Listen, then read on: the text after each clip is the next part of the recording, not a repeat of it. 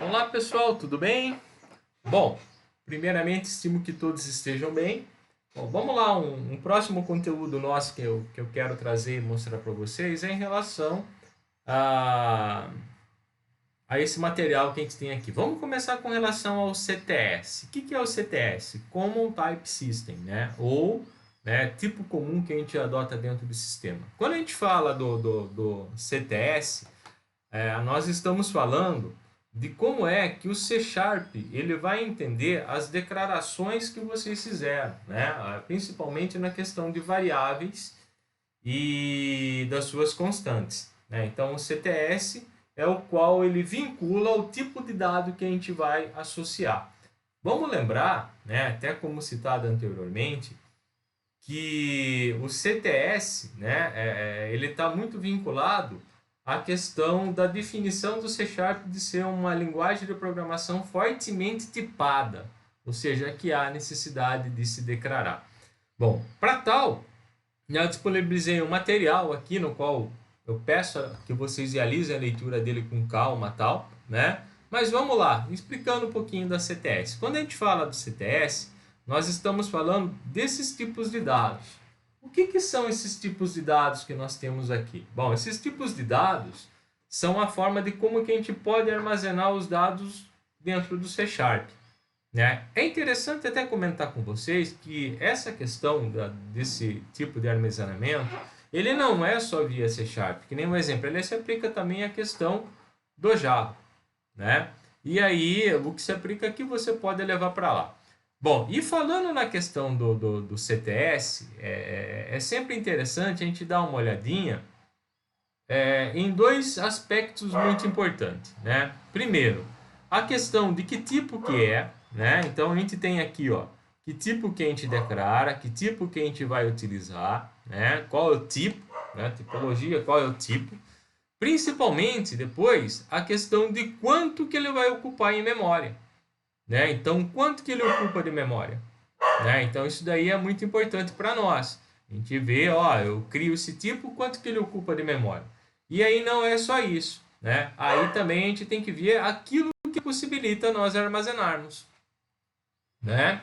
Então, por exemplo, vamos citar um exemplo.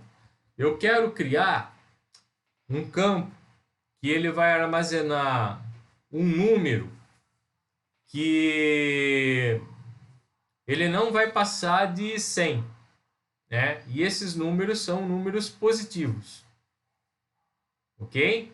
Daí você fala assim, ah, Carlinho, beleza, cria como int. Cara, criar como int, vamos ver, int. Se eu criar como int, ele vai ocupar para mim 4 bytes, e você pode armazenar de menos 2.147.483.648 negativo a 2.147.480 2.147, vamos lá, bilhões, milhões, mil e aí unidades. Então é 2.147.483.647 positivo. Então, pô, mas eu quero armazenar um número, Carlinhos, que vai até 100. Então eu preciso de tudo isso? Não, eu tenho um tipo menor, né? Daí vamos lá. Ah, beleza, Carlinhos. Então eu vou criar ele como, um exemplo, eu posso criar ele como byte. O byte, ele ocupa um bit. Pô, pera um pouquinho. Eu estava no int, que era 4, ok? E eu vou para o bit, né? Que é 1, né? O byte, que é um byte. E eu consigo armazenar números que ele vai de 0 a 255, né? Então, essa questão do que eu preciso e como eu vou ter, isso é muito importante. Daí você fala assim, ah, Carlinhos, a gente fica perdendo tempo com isso daí, de ver se é byte inteiro, joga inteiro e tá tudo certo. Não, né? Por que eu digo isso, pessoal? Isso daí a gente tem que começar desde cedo e começar a ter um olhar crítico disso aí desde cedo. Por quê? Porque muitas vezes a gente está pensando em programar para um PC. Então, quando a gente vai programar para um PC, tranquilo, o PC vai aceitar isso daí, para a gente tá tudo certo, né? Beleza, tranquilo, o PC tem memória RAM aí a dar horrores. Mas vamos entender que daqui uns dias vocês vão programar para isso daqui, ó, né? Embora alguns celulares ele tem muito mais, né? Alguns dispositivos móveis ele tem muito mais memória do que um PC normal, né? Então isso daí, uma pausa. Bom, voltando aqui, pessoal. Então, só recordando, né? Peço desculpa para vocês que eu fui fazer o cachorro ficar quieto lá, né? Então, a questão de memória, né? Voltando, o celular ele pode ter muito mais memória do que um PC, mas a gente muitas vezes não vai programar só para isso, não, né? Na verdade, hoje a gente tem programação em N situações. Vamos pegar por um exemplo, dentro de um carro, quantos sensores a gente tem, né? Quantas situações a gente tem dentro de um carro? Vou pegar um exemplo, um objeto simples, um telefone, né? Um telefone sem fio, um exemplo. Aqui tem memória, né? E aí tem uma agenda, tem uma pequena programação aqui dentro. Como que é feita essa programação?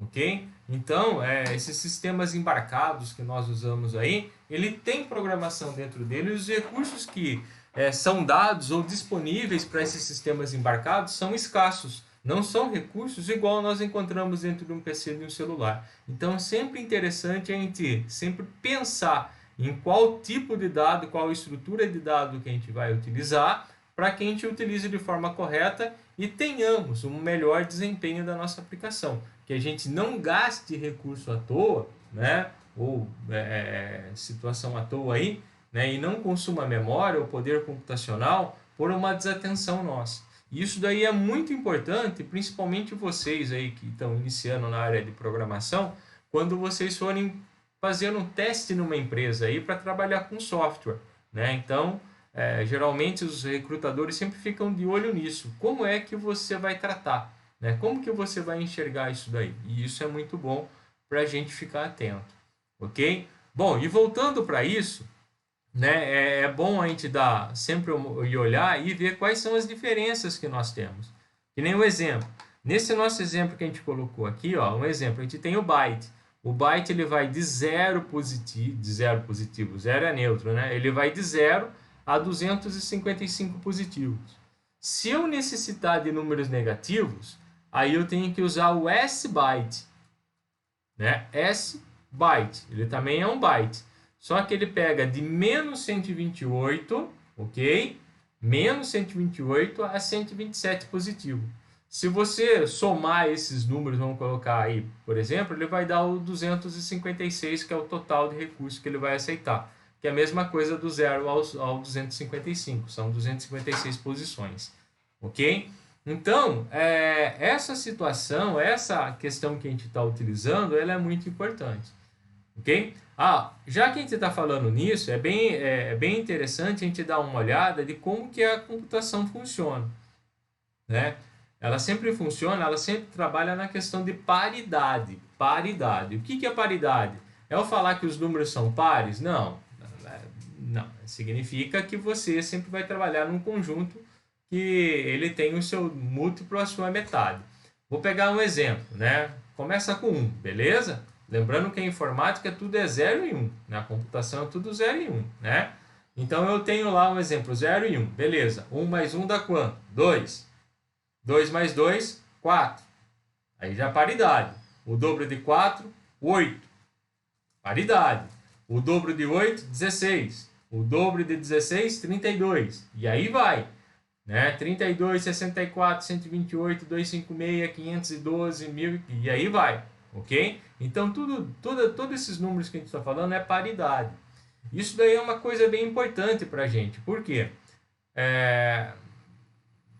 Quando vocês forem, né? Aí eu até trazer um exemplo bom aí, legal para vocês. Quando vocês forem trabalhar com PC ou comprar recursos, ter recursos para você trabalhar com PC, é sempre interessante você ver a questão da sua memória, a forma de como você vai trabalhar, se ele está de acordo com essa paridade, né? O exemplo, você tem um notebook, né, com 8 GB de RAM que custa R$2.000.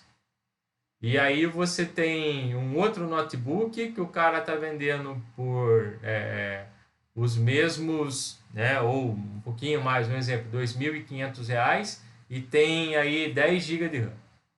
Daí você fala assim, eu vou comprar o de 10 GB de RAM, porque ele tem mais RAM, não sei o que.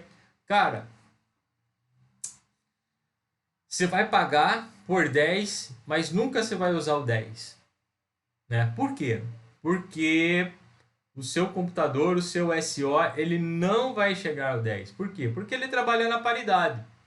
Então, ele tem 10? Tem 10, mas ele só vai enxergar os 8, nunca os 10. Por quê? A paridade, ele trabalha na paridade. Então, não adianta você ter 10, você ter 12, você ter 14. Né? Então, ou você tem 8, ou você tem 16. Ok? Se tiver nesse, mas eu tenho 10, eu tenho 12, né? Esquece, cara, não vai dar certo, né? Em algumas arquiteturas ele dá até conflito, não deixa nem rodar, né? Em algumas outras ele reconhece tudo certinho, bonitinho, mas ele não usa. Por que ele não usa? Porque ele não trabalha com paridade, né? Então, isso daqui aplica-se também à questão do CTS. Então, aqui são alguns dos exemplos que a gente tem, né? A questão lá do inteiro, né? Um exemplo, eu vou trabalhar com números inteiros, mas eu não vou ter negativos, só vou ter números positivos. Então, eu posso usar o uint, ok? Eu tenho float, né? São 7 dígitos significantes.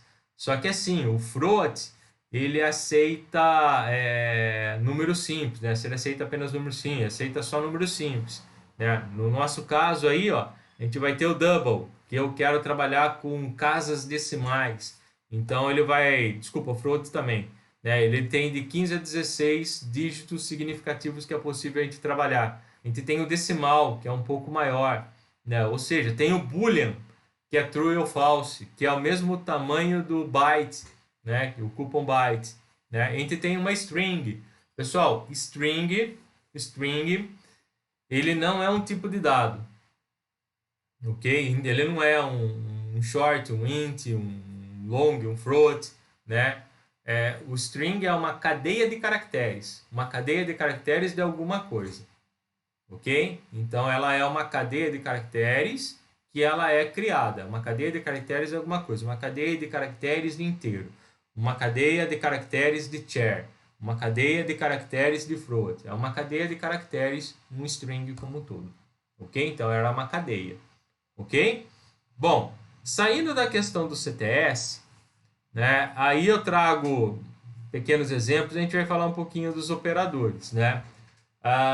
É bom a gente trazer essa questão dos operadores para vocês verem e recordar a forma de como que ele funciona na informática. Na informática, nossos operadores são asterisco para multiplicar, a barra para divisão, o mais para somar, o menos para subtrair, e o porcento para fazer o módulo, que é o resto da divisão. Ok? Algo que a gente usa muito no exemplo informático. Quero saber se o número é par ou não, eu vou fazer ele módulo por 2. Né? Se for igual a 0, ele é par. Se for diferente de 0, eu sei que ele é ímpar. Eu quero saber se um número ele é múltiplo de 5. Então, eu vou pegar o número, vou fazer módulo por 5, ok? Se ele der 0, significa que ele é múltiplo de 5. Senão, ele não é múltiplo de 5. Bom, na informática também, a gente tem um recurso chamado de incremento e decremento. O que é o incremento? Incremento, eu acho que a gente usa muito, é muito comum para vocês aí na questão da utilização. Né? O incremento é quando a gente usa lá o mais da vida. Né? A gente faz um for, coloca lá i mais tal. Então, isso é um incremento. E a gente tem o decremento, né? Ou diminuição, quando a gente usa o menos. Né? Então, é possível a gente fazer um laço de repetição, né? Tanto usando mais quanto menos. Depende da lógica de como que a gente vai aplicar.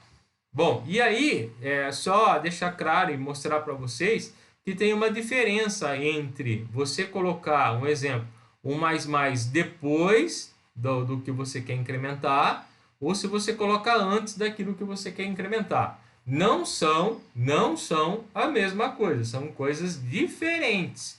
São diferentes, muito diferentes, né? Por quê? Pelo seguinte, quando você tem a variável e depois você incrementa, primeiro ele printa ou primeiro ele faz ação na variável e depois ele incrementa.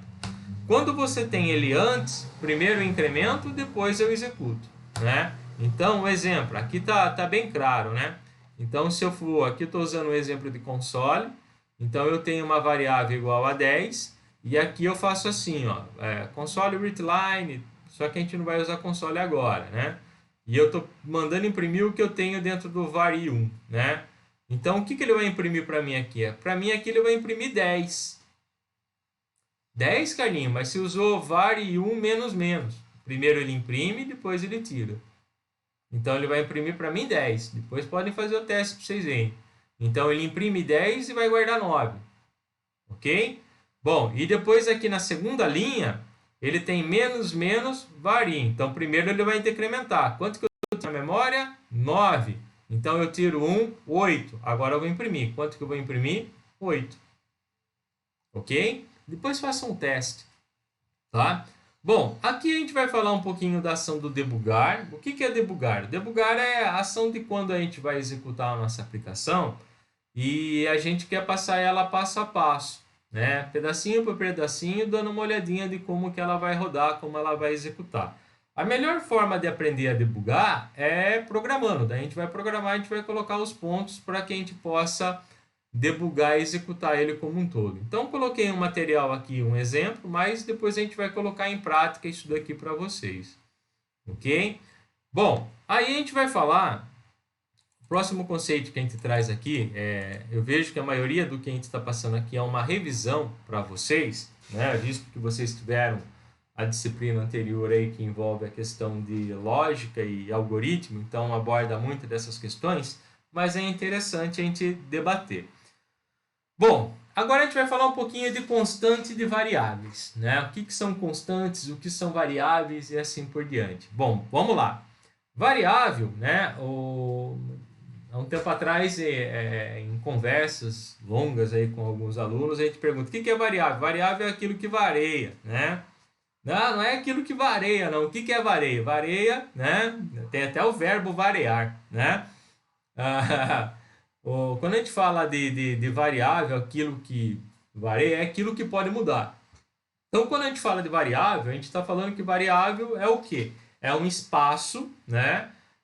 Que a gente pede para o sistema separar na memória, reservar na memória, para que a gente possa utilizar durante a execução, e o valor que a gente atribui nesse espaço de memória, a gente pode mudar esse valor durante a execução do sistema.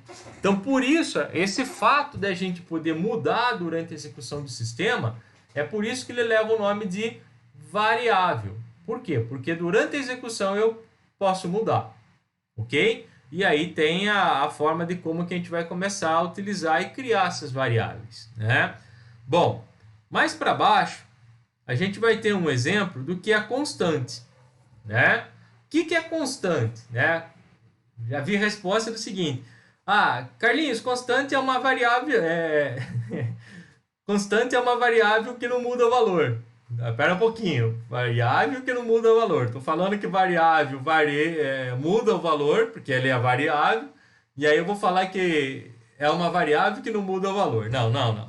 Então vamos lá, vamos melhorar, né? Constante não é uma variável que não muda o valor. Constante, né, é a declaração que a gente faz para reserva de memória, né, para que o sistema reserve memória.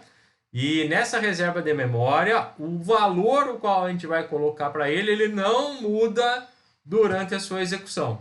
Uma vez atribuído, ele fica do início ao final da execução, né? Então, por isso que ele fala constante, né? Então, é o espaço de memória que a gente reserva, que ele não vai mudar o valor atribuído a ele durante a execução do sistema. Por isso que é constante. Então, não é uma variável que não muda o valor, ok? Bom, e aí tem alguns exemplos, alguns detalhes e assim por diante. Bom, agora a gente vai entrar em uma parte que é muito interessante para a gente, né? Agora a gente já vai começar a falar de C# como um todo, utilizando a questão do Visual Studio, né? Para isso, eu vou trazer para vocês alguns principais controles, né, do C#. O que são os controles? São as suas propriedades. Quais são as propriedades que se tem, né, dentro do C# como um todo? Então, uma da principal propriedade que a gente tem se chama name. O que é name? Name é nome. Então, tudo que a gente vai utilizar, ou melhor, todo componente que a gente vai utilizar dentro do Visual Studio, ele vai ter uma propriedade chamada nome, ok? E esse nome é muito importante para a gente, né? Por quê? Porque é esse nome que vai ser possível a gente identificar quando a gente for programar, quando a gente for digitar o nosso código. Então, por isso que se faz necessário a gente estar atento, né, muito atento em relação ao nome que a gente vai atribuir para os componentes que a gente vai utilizar, ok? O C Sharp, quando você vai utilizando ele vai trazendo, vai dando os nomes para vocês, nomes sequenciais, nomes sequenciais. Um exemplo, eu trago um text box, que é o nome de um componente, né? Aí ele vai trazer o nome para mim assim, ó, textbox 1, que é o primeiro text box que ele trouxe. Aí você vai puxar um novo text box, ele vai fazer assim, text box 2, text box 3. Daí, se você tiver um formulário enorme e tem vários text box, daí você não vai conseguir identificar que text box que eu tenho que pegar o valor ou que eu tenho que atribuir algum valor. Por quê? Porque eles estão com o nome de text box 1, text box 2, text box 3. Então é interessante a gente renomear e associar o nome daquilo que a gente vai utilizar, né, com aquilo que ele dá a finalidade para a gente. Né? Que nem um exemplo, criei um text box para receber meu nome. Então vou chamar de... Ó, o Bob querendo participar da aula, hein? Aí eu vou chamar ele de text box, ou a abreviação dele, né, de txt nome. Né? Pessoal, desculpa aí, 2 segundos. Mais uma vez. Bom, voltando, Bob se acalmou, né? Aí, só voltando então à questão do text box, daí eu vou colocar um nome de acordo com aquilo que faz sentido para mim, aquele componente no que a gente vai utilizar. Aqui eu trago algum exemplo de alguns controles, alguns componentes, para que serve e como que a gente usa para renomear. Bom, essa questão de como que a gente usa para renomear não é vamos falar assim, um padrão, uma regra tal. Mas é uma situação no qual os programadores realmente utilizam e fica muito mais fácil para a gente identificar. Né? Então, um exemplo, quando eu for utilizar um text box, o que é um text box? É uma caixa de texto. Qual o prefixo que eu uso? Eu uso txt. Então, eu coloco na frente dele assim, txt. E aí eu coloco o nome no qual ele significa para mim. O exemplo, entrada. Então, ele fica com o nome de txt entrada. Ok? Ó, tem um outro componente bem interessante chamado Masked Text Box. É eu criar um text box com uma máscara. Então, como que eu abrevio ele? MTXT. Ok? Ó, eu tenho um label. O que é um label? Label é uma etiqueta, um rótulo, né? E como que eu nomeio ela? LBL. Um botão, né? O button. Eu chamo ele de BTN, né? E aí tem os demais componentes que ao longo do curso a gente vai começar a utilizar. Checkbox, combo box, radio button, list box, né? Eu vou passar uma atividade para vocês e nessa atividade tem vários disso daqui que vocês já vão começar a utilizar, ok? Bom, e aí a gente vem com outras propriedades que são importantes e que a gente vai começar a utilizar. Eu estou disponibilizando aqui, né, para efeito de leitura, né? Mas vocês vão utilizar ele no decorrer do nosso curso, ok? Então, a gente vai usar muito disso daqui. Então, propriedades que nem exemplo, enable, para a gente habilitar, né? Se a gente vai habilitar alguma coisa ou não, então a gente usa o enable, efeito, tá certo. Né? Então, a gente vai usar a opção do enable. Quero habilitar alguma coisa, eu quero desabilitar. Se eu quero habilitar, é true. Se eu quero desabilitar, ele é false. Né? Então, a gente vai começar a usar isso daí. A gente tem o visible, tem a questão da altura, largura, esquerda e top, tem fore color, né, que é a cor de fundo, tem o back color, né, o cursor, que dá para a gente mudar, tem o foco. Então, ou seja, são várias situações que ao decorrer do curso a gente vai começar a utilizar. Bom, esse é um primeiro bate-papo nosso, né, passando algumas pequenas orientações para vocês. Agora, no próximo vídeo que eu vou disponibilizar, eu vou passar para vocês uma questão que envolve a utilização do Visual Studio como um todo. Ok? E exemplo dele utilizando. Abraços!